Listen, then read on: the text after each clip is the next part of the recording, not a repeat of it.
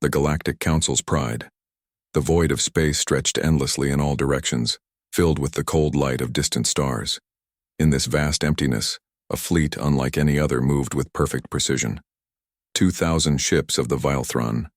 Dominion glided through the darkness like a living organism, their biomechanical hulls pulsing with organic energy patterns that resembled a heartbeat. Supreme Commander Krextar stood in the central command chamber of the flagship Eternal Unity, his towering 9-foot frame casting long shadows across the living walls. His skin had the texture and color of polished obsidian, and 6 arms moved with fluid grace as he interfaced with the ship's neural networks. Like all Velthrons, his individual consciousness was connected to the collective mind that bound his entire species together in perfect harmony. The collective spoke through him and to him simultaneously. Every thought, every decision, every tactical calculation was shared instantly across the entire fleet. It was this unity that had made the Vilethron Dominion the most powerful force in the galaxy. For 3 millennia, they had expanded their territory by bringing other species into their collective, offering them the gift of unified consciousness in exchange for total submission. Status report, Krextar commanded, though he already knew the answer through the neural link. The ritual of spoken communication remained a tradition from the ancient times before the collective was perfected. Sub-Commander Yethka approached, her 4 eyes glowing with the same pale blue light that indicated full connection to the collective mind. The Klaxon sector has been fully integrated, Supreme Commander. Their resistance lasted only 18 hours once we demonstrated the power of unified thought over their chaotic individualism. Krextar nodded with satisfaction. The Klaxons had been a particularly stubborn species, clinging to their primitive concept of individual free will, even as their worlds burned around them. But in the end, they had seen the wisdom of joining the collective, as all species eventually did. The alternative was extinction. Through the massive viewing portal that dominated the command chamber, Krextar could see the geometric perfection of his fleet. Each ship moved in exact synchronization with every other vessel, maintaining precise distances and vectors that would have been impossible for any species that relied on individual decision-making. The collective mind processed millions of calculations per second, coordinating the movements of 2,000 ships as easily as a single being might move their limbs. The biomechanical ships themselves were marvels of Velthron engineering. Their hulls were grown rather than built, incorporating living tissue that could heal minor damage and adapt to changing conditions. Weapon systems merged seamlessly with defensive arrays, all controlled by the same neural networks that connected every crew member to the collective. These ships had never known defeat in battle. Supreme Commander, came another voice from the communications array. Navigator Zeltron's consciousness touched the edge of Krextar's awareness through the neural link. We are detecting an unknown energy signature in the next system. It appears to be a single vessel of unfamiliar design. This was unusual.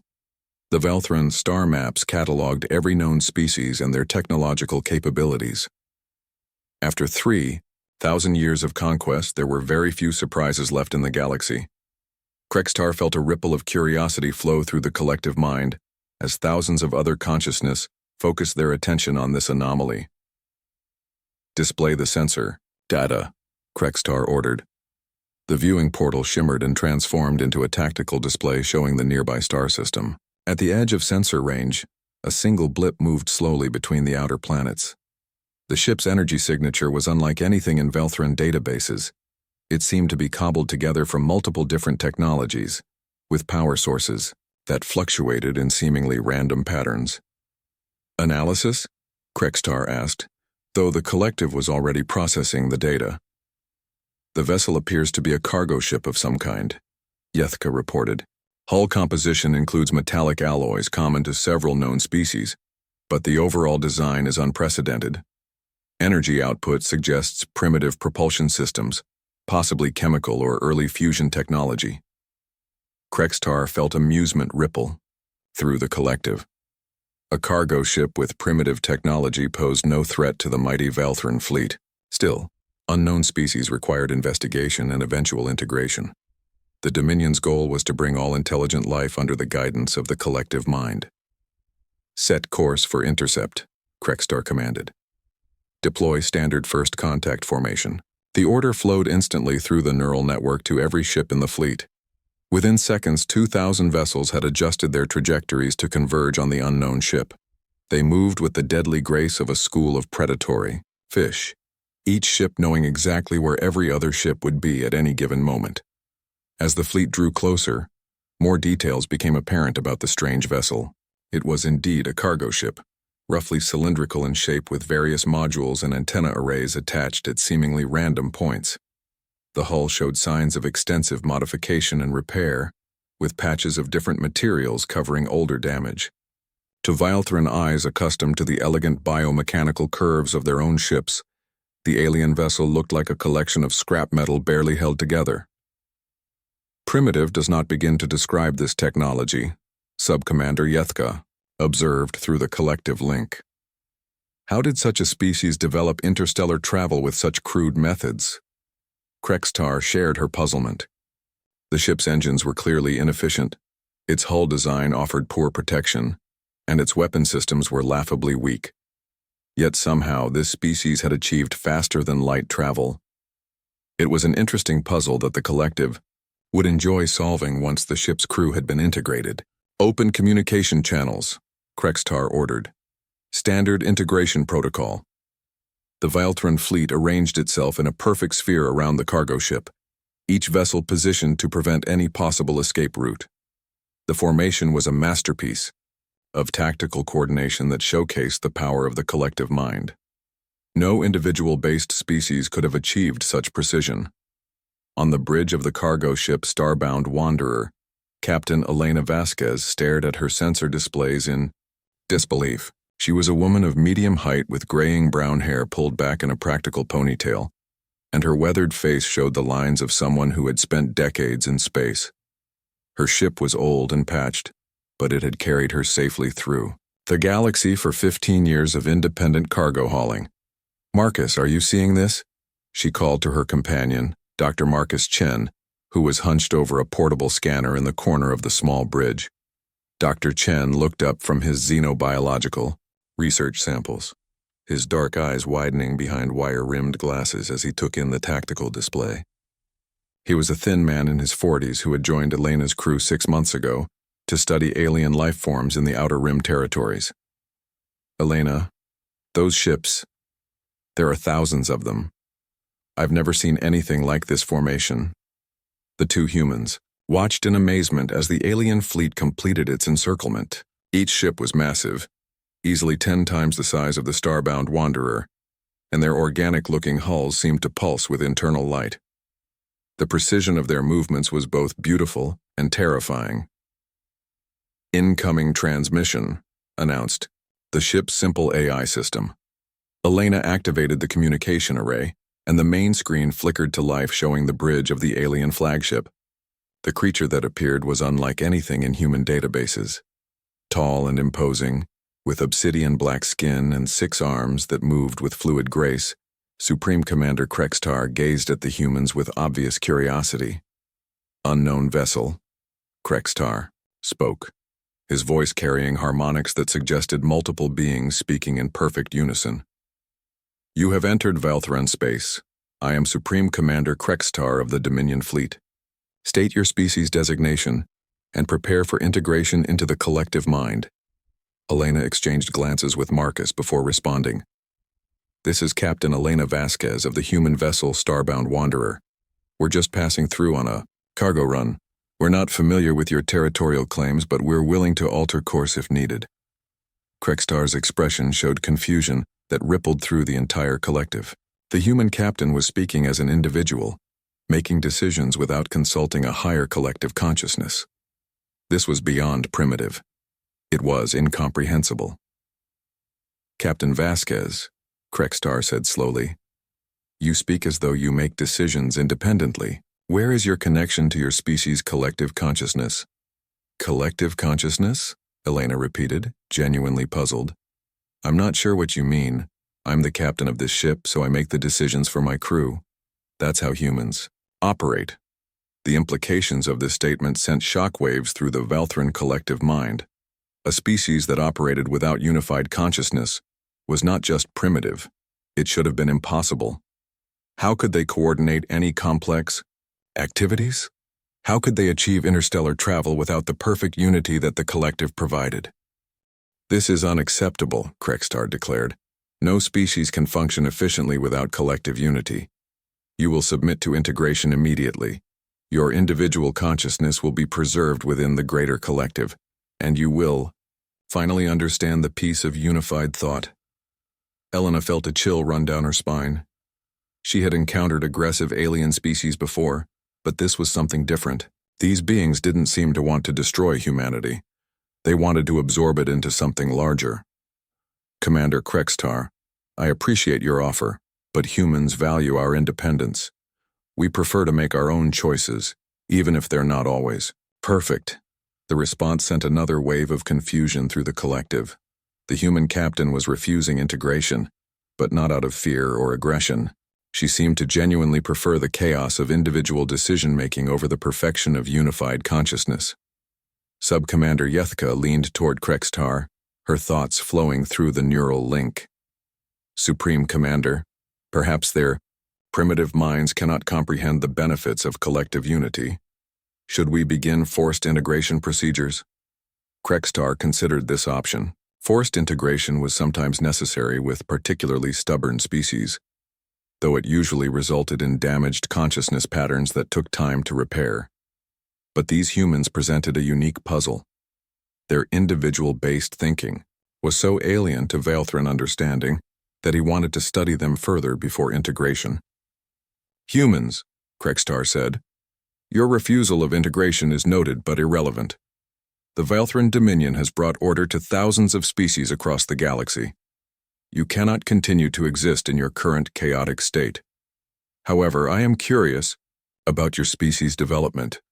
You will accompany us to the nearest integration facility where your consciousness patterns can be properly analyzed before inclusion in the collective. Elena looked at Marcus, who was frantically scanning the alien ships with his portable equipment. He caught her eye and shook his head slightly, indicating that escape seemed impossible. 2,000 advanced warships against one aging cargo. Hauler was not favorable odds by any calculation. Commander, Elena said diplomatically, while we appreciate your interest in human development, we have cargo to deliver and people depending on us. Perhaps we could arrange a cultural exchange at a later time. The suggestion of voluntary future contact rather than immediate submission was so unprecedented that it actually caused processing delays in some areas of the collective mind. Krextar felt the ripple of confusion spread through the neural network as thousands of consciousness struggled to comprehend this human behavior. Captain Vasquez, Krextar said, his voice showing the strain of trying to understand individual thinking. You continue to make independent decisions despite being vastly outnumbered and outgunned.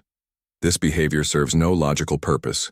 You cannot escape, you cannot fight us, and you cannot negotiate from a position of strength. Why do you persist in refusing integration? Elena smiled slightly, despite the desperate situation.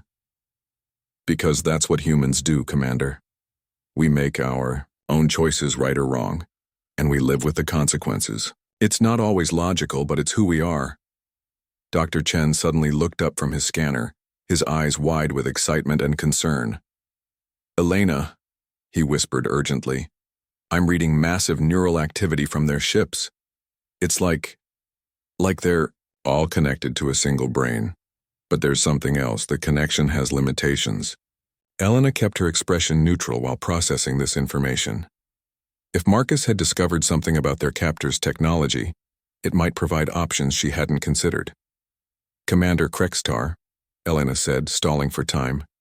Your collective mind sounds fascinating from a scientific standpoint. How did your species develop such perfect unity? Krextar's expression shifted to something resembling pride. The collective mind is the greatest achievement in galactic history. 3 millennia ago, our species transcended the chaos of individual thought and achieved perfect harmony. Every Valthran consciousness is connected to every other, sharing knowledge instantly and making decisions with perfect coordination. It is why we have never been defeated in battle, and why we will eventually unite all intelligent life under our guidance. As Krextar spoke, Dr. Chen continued his scans, noting patterns in the neural transmissions between ships. The collective mind was indeed impressive, but like all complex systems, it had potential vulnerabilities that individual-based thinking might be able to exploit. The standoff continued as the human ship remained surrounded by the massive Valthron fleet. Elena knew that her next words could determine not just the fate of her crew, but potentially the future of human independence in the galaxy. The Valthrons clearly saw individual consciousness as a flaw to be corrected, while humans saw it as their greatest strength. Unknown to either species, this encounter would challenge everything both sides believed about intelligence, unity, and the nature of consciousness itself. The collective mind had never faced an enemy that thought in ways completely alien to their unified experience, while humanity was about to discover that sometimes the greatest strength could come from the very thing others saw as weakness. In depth, the cargo hold of the starbound Wanderer, crates of medical supplies and agricultural equipment sat secured for delivery to a frontier colony.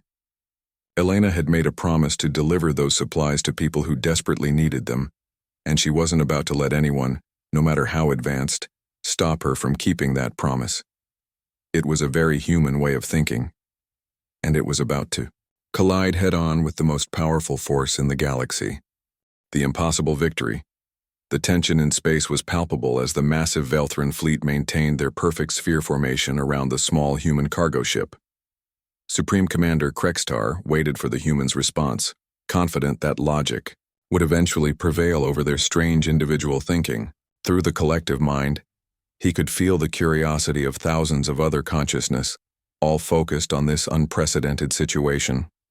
On the bridge of the starbound Wanderer, Dr. Marcus Chen finished his preliminary scans and moved closer to Captain Elena Vasquez. His voice was barely above a whisper as he shared his findings. Elena, their neural network is incredibly sophisticated, but it has a critical weakness.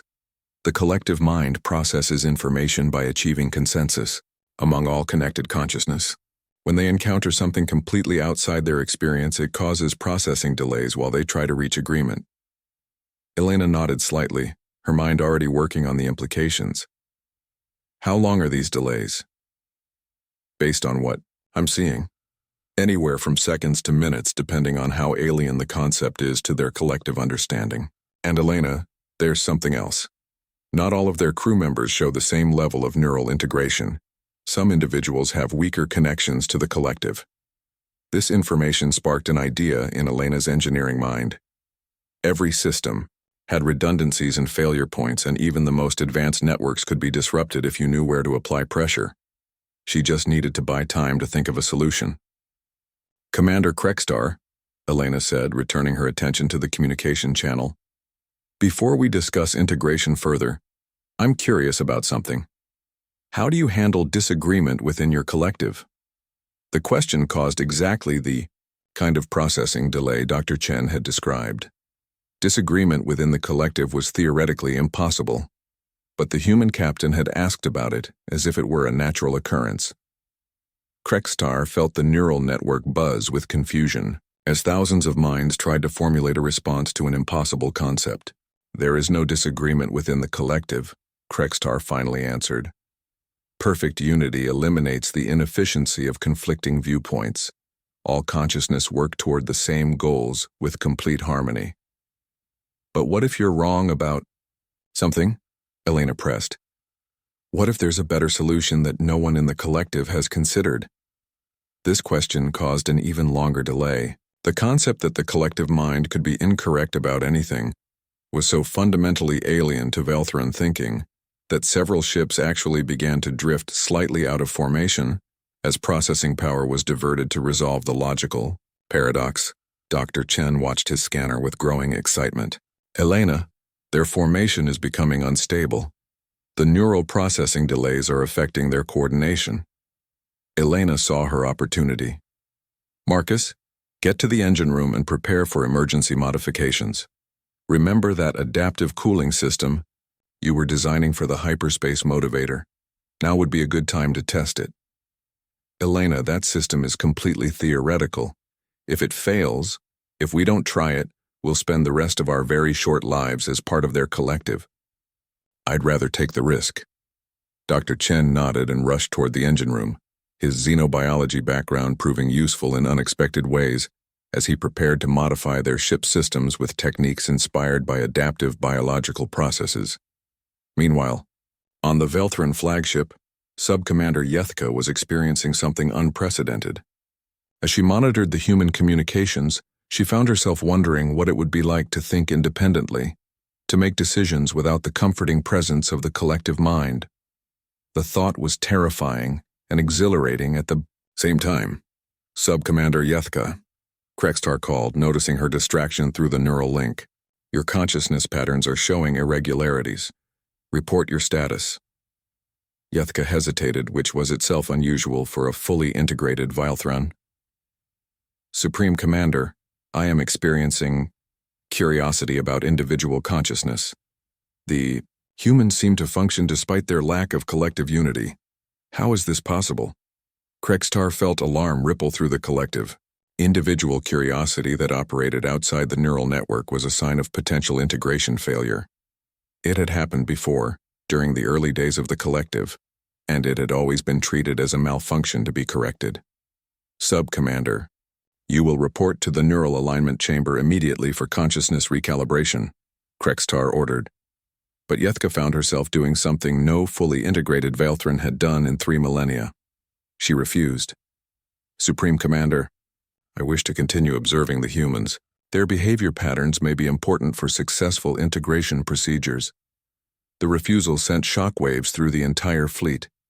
Individual defiance was impossible within the collective mind, yet it was happening.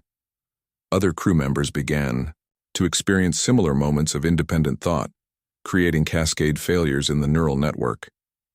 Elena, still monitoring the alien communications, realized that something significant was happening aboard the Velthran ships. Their perfect formation was becoming increasingly unstable, and she could hear multiple voices speaking over each other instead of the unified harmony from before. Dr. Chen, she called through the ship's intercom. Whatever you're doing, keep doing it. I think we're having an effect on their systems. In the engine room, Marcus was working frantically to implement his theoretical adaptive cooling design. The concept was based on biological systems that could modify their function in response to changing conditions. If it worked, the starbound Wanderer's engines would be able to operate at efficiency levels that should be impossible for their technology. Elena, Marcus called back. I'm reading massive energy fluctuations from the alien ships. It's like their power systems are arguing with each other. Elena smiled grimly. That's exactly what's happening. Marcus, how long until your modifications are ready? Give me 5 more minutes. But Elena, even if this works, we're still outnumbered 2,000 to 1. How do we escape from this formation? We don't escape, Elena replied. We do something they'll never expect. On the Velthran flagship, chaos was spreading through the neural network as more crew members began experiencing independent thoughts. Krextar struggled to maintain control as the collective mind fragmented into thousands of individual voices for the first time in millennia. All ships, return to base formation, Krextar commanded, but the order was no longer being executed with perfect precision. Some ships responded immediately, others hesitated, and a few didn't respond at all as their crews grappled with unprecedented individual decision-making. Sub-Commander Yethka was experiencing the strangest sensation of her life. For the first time since her integration as a child, she was thinking thoughts that belonged entirely to her. The experience was overwhelming and liberating at the same time. Supreme Commander, she said, her voice carrying tones of individual personality rather than collective harmony. Perhaps we should listen to what the humans are trying to tell us. Maybe there are things we can learn from their individual consciousness. Krextar turned to face her, his 6 arms gesturing with agitation. Sub-Commander, you are experiencing integration failure. Return to the neural alignment chamber immediately. No, Yethka said simply, and the words seemed to echo through the bridge with impossible power. It was the first time she had ever made a completely independent decision. Elena watched the increasing disorder among the alien ships and made her own decision. Marcus, Initiate your modifications now. We're going to need every advantage we can get. Elena, the system isn't fully tested. Do it anyway. That's an order. Dr. Chen activated his adaptive cooling modifications, and the starbound Wanderer's engines suddenly flared with unprecedented power. The old cargo ship's systems began operating at efficiency levels that exceeded their original design specifications by enormous margins. Elena, Marcus called in amazement, it's working better than I calculated. These engines are now producing 3 times their normal output. Then let's use it, Elena replied, engaging the ship's propulsion systems. The starbound Wanderer suddenly accelerated straight up from the center of the Velthran formation, moving faster than any ship of its design should have been capable of. The unexpected maneuver caught the alien fleet completely off guard, as their fragmented collective minds struggled to coordinate a response. But Elena wasn't trying to escape. Instead, she spun the ship around and dove back toward the alien fleet, using her superior acceleration to weave between the massive warships. Her target was the flagship, and she was planning something that no sane military tactician would ever attempt. Elena, what are you doing? Dr. Chen called from the engine room. Something impossible, Elena replied, pushing her modified engines to their limits as she flew directly at the Velthran command ship. On the flagship bridge, Krextar watched in disbelief as the tiny human cargo ship raced toward his vessel. The human captain was either completely insane or operating by tactical principles that the collective mind couldn't comprehend. Either way, her behavior was causing even more disruption to the neural network as Velthran consciousness struggled to process such irrational actions. All weapons target the human ship, Krextar ordered, but the command was executed with chaotic inefficiency as individual weapon crews began making their own targeting decisions instead of following collective coordination. Elena flew the starbound Wanderer through the gap between 2 massive warships, her modified engines allowing maneuvers that should have been impossible for a cargo vessel. She was heading directly for the flagship's main sensor array, the nexus point that coordinated the neural network across the entire fleet. Marcus, I need you to reverse the polarity on our communication array and broadcast on all frequencies simultaneously, Elena ordered. Elena, that will overload our systems. Just do it. We need to give their collective mind something it can't process. Dr. Chen complied, and suddenly the starbound Wanderer was broadcasting chaotic electromagnetic noise across every communication frequency the ship could access. The cacophony of unstructured information hit the Velthran neural network like a virus, causing even more widespread individual consciousness awakening throughout the fleet. Elena brought her ship alongside the flagship's sensor array and did something that violated every principle of space combat. Instead of firing weapons, she opened a communication channel. Commander Krextar, she said, her voice now broadcasting simultaneously to every ship in the fleet. I want to make you an offer. The unprecedented nature of offering negotiation in the middle of combat sent the fragmented collective mind into complete chaos. Krextar found himself thinking independent thoughts for the first time in his life, and the sensation was both terrifying and exhilarating. What kind of offer? He asked, his voice carrying individual uncertainty rather than collective confidence. Trade, Elena said simply. Instead of trying to absorb humanity into your collective, why not learn from our differences? We could exchange knowledge, culture, and perspectives. You could experience individual consciousness voluntarily, and we could learn about collective unity. Both species would be stronger for it. The concept of voluntary beneficial contact between different species without integration was so alien to Velthran experience that many crew members throughout the fleet began experiencing complete neural integration failures. But instead of being terrifying, these individual awakenings felt like liberation. Sub-Commander Yethka stepped forward on the flagship bridge, her own thoughts now completely her own. Supreme Commander, the human captain may be correct. We have spent 3 millennia bringing other species into our collective, but we have never learned from their differences. Perhaps there is value in diversity that we have never considered. Krextar looked at his sub-commander, seeing her not as an extension of the collective mind but as an individual person for the first time. The experience was profound and disturbing. Throughout the Valthran fleet, similar awakenings were occurring. As crew members began to experience independent thought, some found it terrifying and retreated back into the comfort of collective consciousness. Others embraced their new individual awareness with joy and wonder.